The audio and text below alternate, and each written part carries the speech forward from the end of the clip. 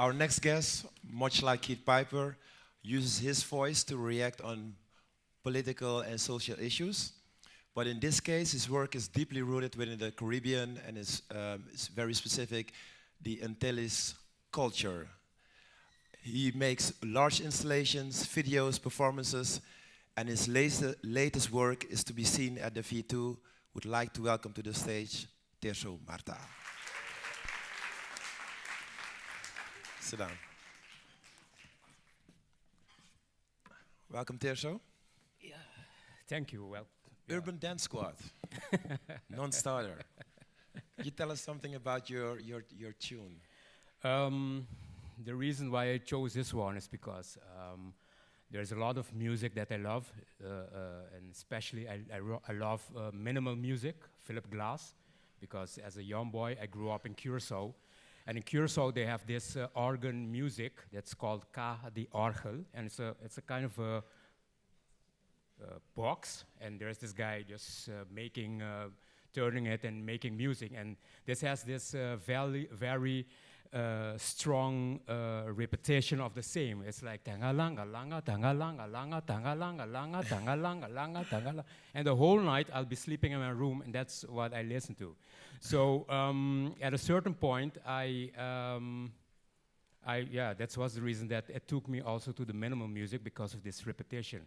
And this brought me, when I came to study in the Netherlands, and also very close to the music of Urban Dance Squad, because I felt also that there was this kind of need and heaviness and urgency in their music, that they were repeating it. But as I grew older, and I went back to Curacao, of course, and I was working as a visual artist. And at the house of my parents, I have a studio, a big studio. And when I play music, when I'm working in my studio, I get no comment.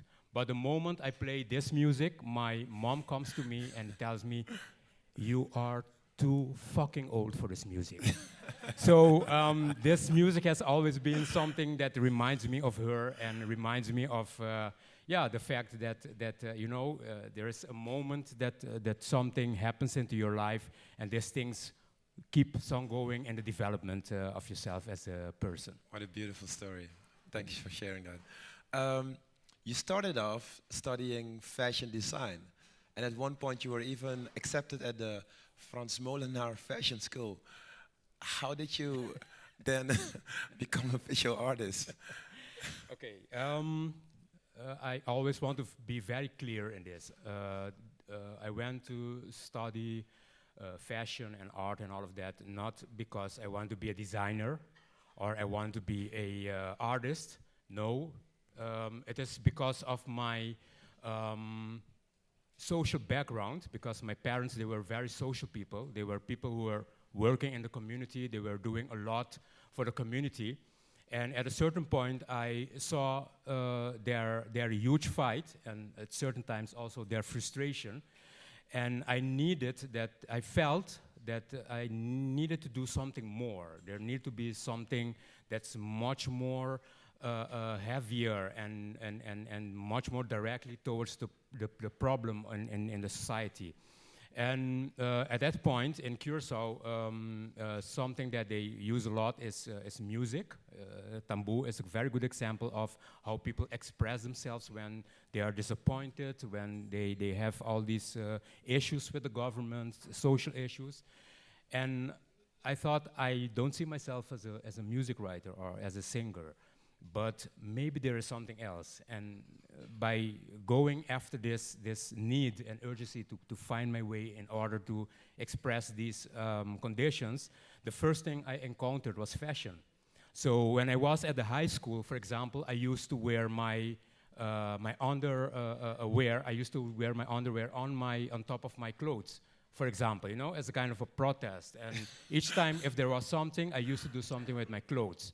So at a certain point, I thought, fashion would be very suitable, because a lot of people, they dress based on what they like, or based on their mentality, based on their vision.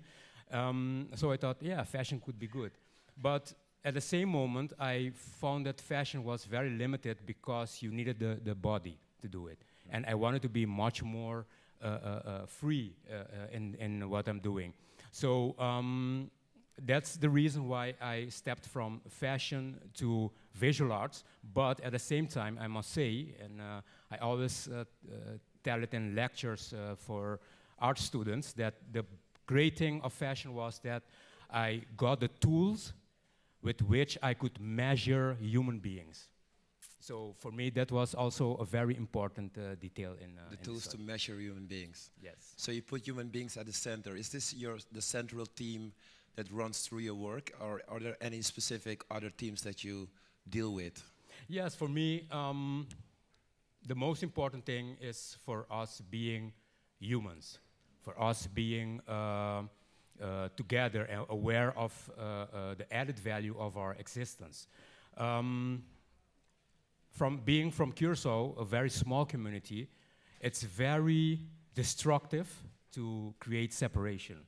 It's very destructive to be aware of the negative things and forgetting the positive things. It's very destructive to think only about history and not being aware of what I can do for my future or for my present. So based on that, for years, the big issue for me was that I've been seeing the struggles, I've been seeing the disappointments, I've been seeing the hopes, the dreams, and they were all founded in humanity. It was founded in human emotions. It was meant in the human communication, how people deal with each other. It was in all these things that were not only a specific thing of a certain culture, of a certain race, or a certain belief, but it was a common thing that we share with each other. So that's why the aspect of being a human being was for me a very important thing. Okay. I think one of the reasons we found your presence here at the film festival so important is that you're actually bringing with you a story from the other side. Let me just explain that. One of the things that I know about Curaçao, I'm from Suriname, and obviously, or not obviously, but I don't know a lot about the culture there, over there. So anything I'm hearing about Curaçao from this side is problematic.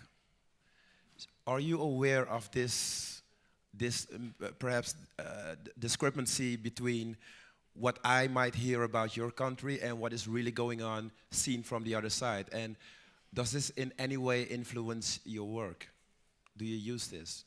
Yes, of course. I can say that the thing is, the problem is that people have been using the bad things to make things big. I can give you an example that when I was studying here in the Netherlands a long time ago in the 80s, where people weren't traveling that much, weren't aware of that much. The only thing they knew about Curaçao and the people coming from the Antilles, that there were problems, that they were a big problem. I go to school, I'm at the art academy, everybody has a knife to cut. They used to cut paper or cardboard or whatever, and that's no issue. Yeah. But the guy from Curaçao with a knife, that's very intimidating. I'd be standing and everybody would like, oh man, he's going to kill me, he's going to cut me. So, and this brought also to the next step, and the next step was that, I'll be at school, and one day these two guys, they approach me, and one says to me, hey, zwartje. So, hey, blackie, or whatever, that's how you translate that in English. And I didn't react. I was doing my thing. I was just working. And then they repeated it, and they said, hey, zwartje. And then I turned, and I look at them, and I said, are you talking to me? And the guys, they were laughing, and they expected that I was going to be very aggressive, and I will be like kicking their ass, something like that. But no, I just said, I want to tell you a few things. The first thing is that you are very dumb if you think that you can discriminate me or make me feel less or whatever by referring to the color of my skin. The second one is that you're colorblind, because I'm not black. So, fuck off. So these guys, they, pardon my language. No, don't worry about that. You're free to say anything here. So these guys, they were like looking at me like, what's going on here? So I turned and I went back and doing my thing. So these guys, they went and they came back and they apologized. Yeah, great. So since that day, something happened into in my head that it was very important to educate people. You know, if you want to make better people, you need to educate them.